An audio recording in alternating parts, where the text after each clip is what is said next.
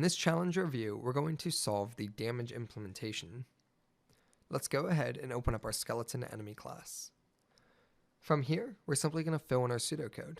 The first thing I need to do is I need to take our health property and assign it to whatever value we assign in the inspector. So let's do that first.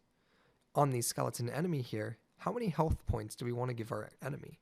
Let's say 3. That means it's going to take 3 attacks to kill this enemy.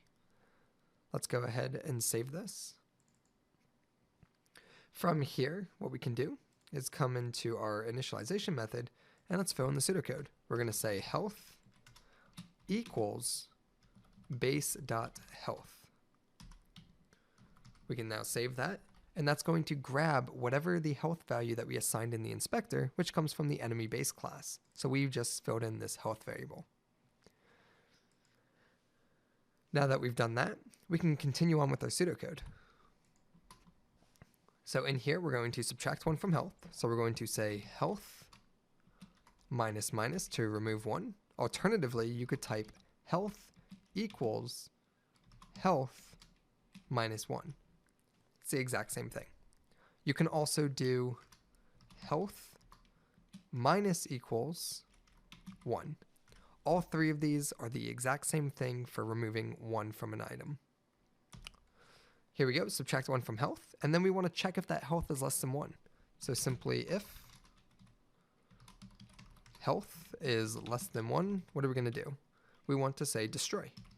So destroy, and we're going to say this.gameObject. So we're going to destroy the object this script is attached to. Clean up the pseudocode. Removed 1 from health. Let's save this and run Unity. Let it compile. Run the game. Our skeleton has 3 health. And we should see here that it's going to take 3 strikes to attack it, to kill it. Let's move over to our skeleton here. Attack once. Damage got called. Attack twice. And it died.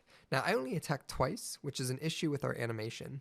Basically, our hitbox is hitting it multiple times, and it's registering it multiple times. So we want to make sure that it can only be hit once per swing. So we'll go ahead and take a look how to fix that in the next video.